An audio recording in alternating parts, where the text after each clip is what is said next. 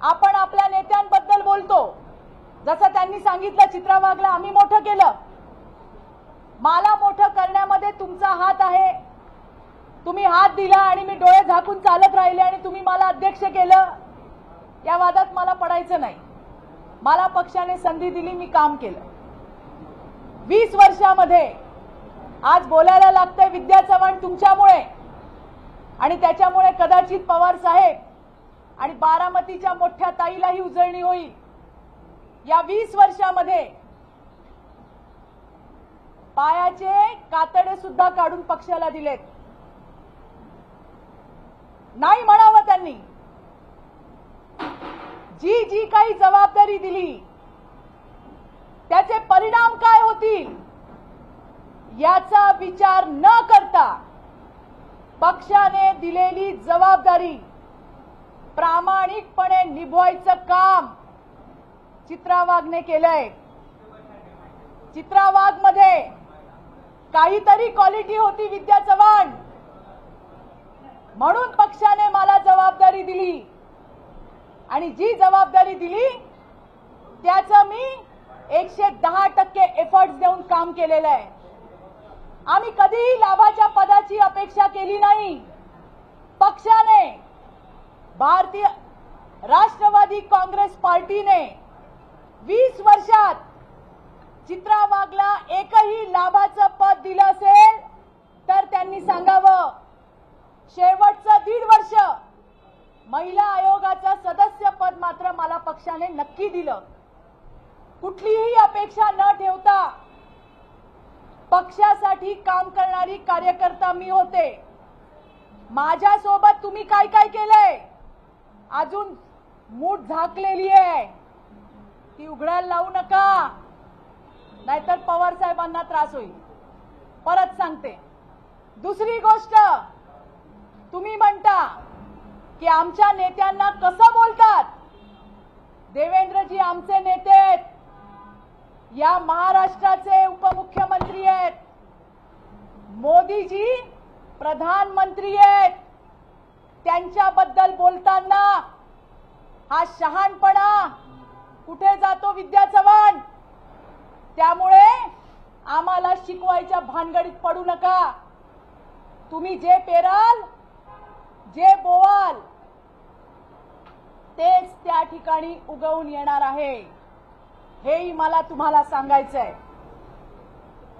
राहता राहिली गोष्ट, जो पेन ड्राईव्हचा आवाज ऐकवला, खरं तर महाराष्ट्राच्या जनतेला मला सांगायचंय, पेन ड्राईव्हची वाट तर आम्ही अनिल देशमुखांची बघत होतो, ज्यांनी मोठ्या आवाजात भीमथाटी गर्जनेमध्ये पेन ड्राईव्ह दाखवला. जसा आपल्या फुसक्या ताईंनी कालचा फुसका पेन ड्राईव्ह दाखवला की आता बघा आम्ही कारनामे काढतो.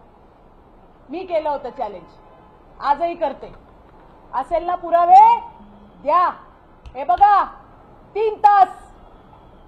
3 तासात अनिल देशमुख तुमच्या सगळ्या ऑडिओ क्लिप व्हायरल करू, हा शब्द आहे आमचा.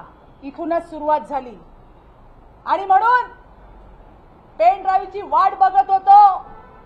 अनिल देशमुखांच्या समोर आली ही, काय हरकत नाही, ऐकवलं. आता ऐका तुम्ही पण.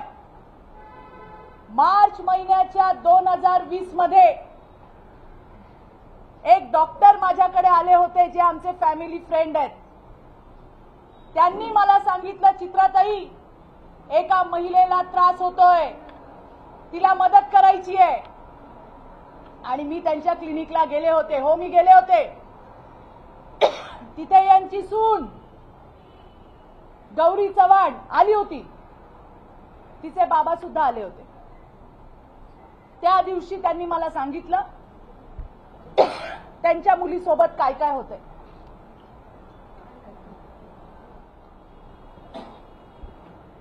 तिच्यावरती गलिच्छ आरोप.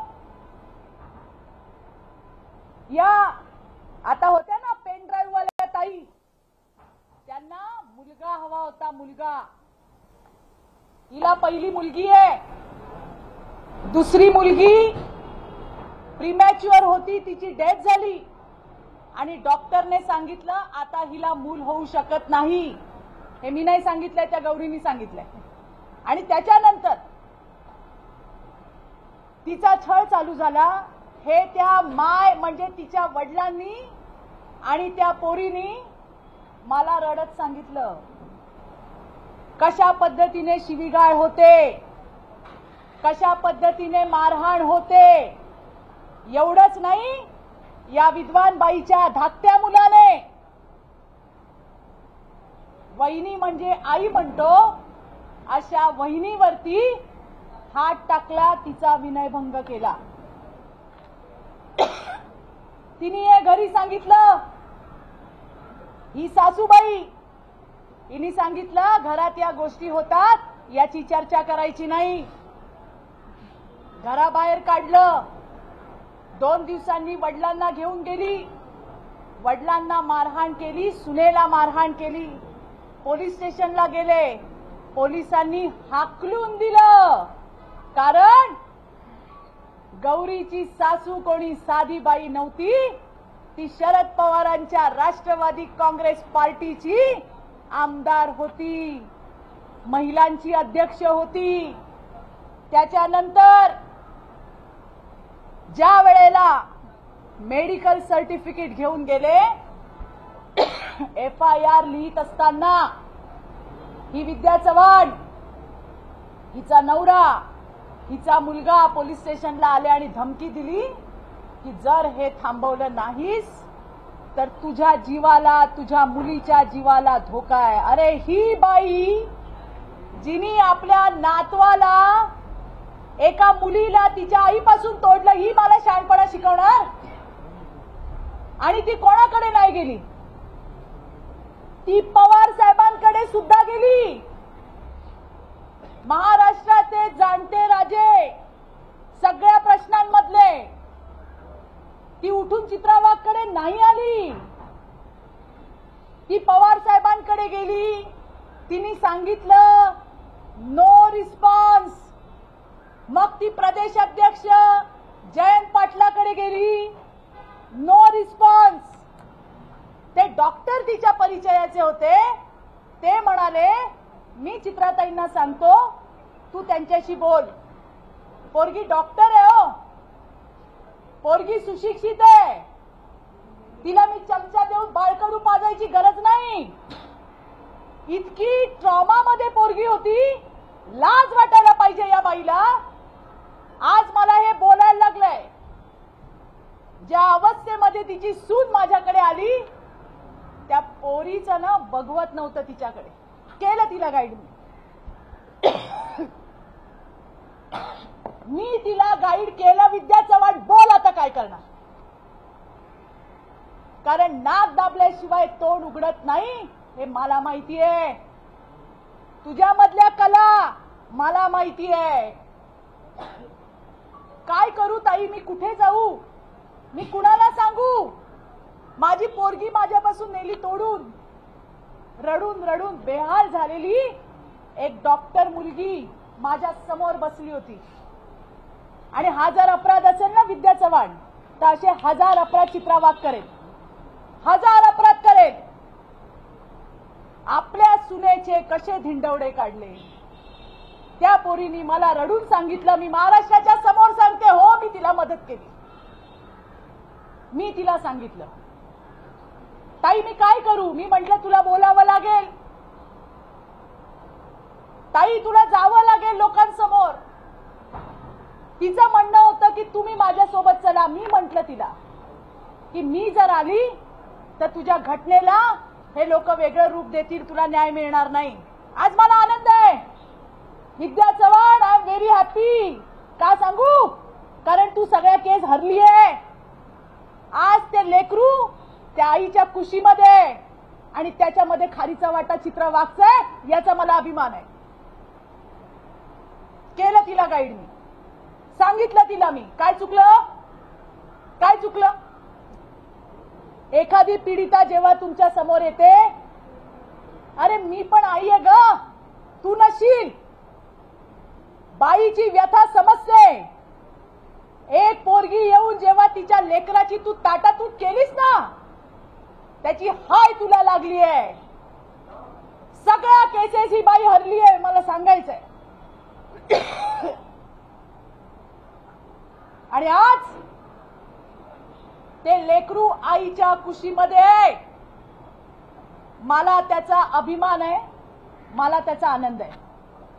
केली मदत मी. काय चुकलं? काय चुकलं? अशा तर किती मदत आम्ही करतो. एखाद्या बाईवरती जर अन्याय अत्याचार होत असेल, जेवढं माझ्याने होईल तेवढं सहकार्य मी नेहमी करते आणि करत राहणार. आणि म्हणून त्या पेनड्राईव्हची पुंगळी कर आणि कुठे ठेवायचं ते ठेवून दे. पुन्हा माझ्या नादी लागायचं नाही. केली मी मदत तुझ्या सुनेला, ती मदत केली म्हणून ते लेकरू आईच्या कुशीत आहे.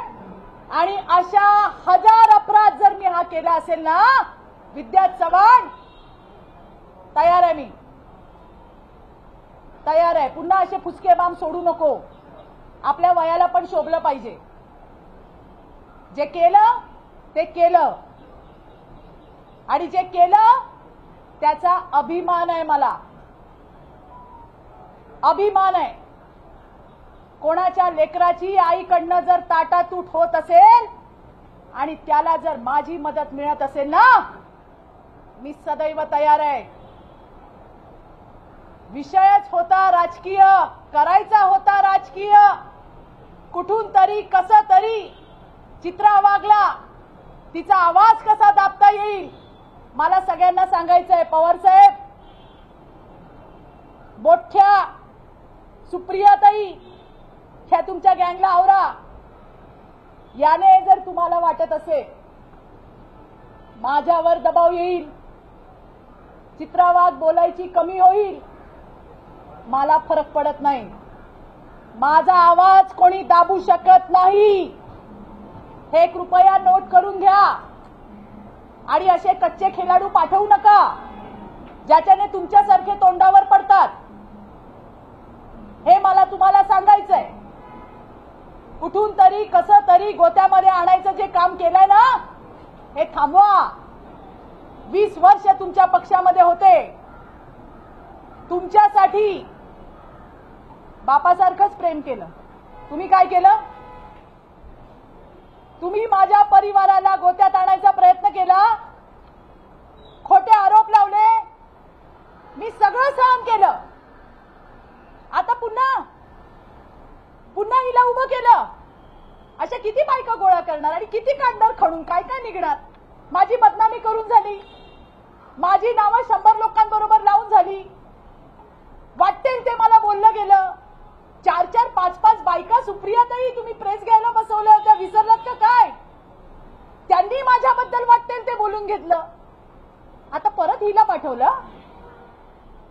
बाई तर आहात तुम्ही, तुम्हाला नातू नसतील झाले, पण भावना तर तुमच्याही मनात असेल. तुम्ही विचार करा, जर तुमच्याकडे ही गौरी चव्हाण आली असती, तुम्ही काय केलं असतं? मदत केली असती ना बाई म्हणून. आणि जर संवेदना जागा असत्या तर नक्कीच मदत केली असती. आणि ती केली मी, आणि हजारदा करीन. याचा मला अभिमान आहे. परत सांगते, हमें तो इंतजार विद्या चव्हाण के पेनड्राइव का है ही नहीं. अहो, आडत नाही तर पोऱ्यात येणार कुठून? हमें तो इंतजार है. जो दिखाया था पेनड्राइव अनिल देशमुख ने, हम तो इंतजार कर रहे हैं. कहीं विद्या चव्हाण वो तो नहीं लेके आई. वो न आते हुए एक फुसका बॉम्ब लेके आई, जिसका जवाब मैं आपको दिया है. पण आम्हाला अजूनही इंतजार आहे. अनिल देशमुखांनी त्यांचा पेनड्राइव्ह जनतेच्या समोर आणावा. परत सांगते, 3 तासाच्या आत अनिल देशमुख, हो विद्याताई तुम्हालाही सांगते, पवार साहेबांबरोबर त्या सुप्रियाताईंबद्दल, त्या जयंत पाटलांबद्दल आणि न जाणे कोणाकोणाबद्दल, कदाचित तुम्ही पण असाल त्यांच्या यादीत, जे जे बोलले ना, 3 तासात लोकांसमोर पब्लिश करू. परत नादी लागायचं नाही. धन्यवाद. जय हिंद, जय महाराष्ट्र. थँक्यू.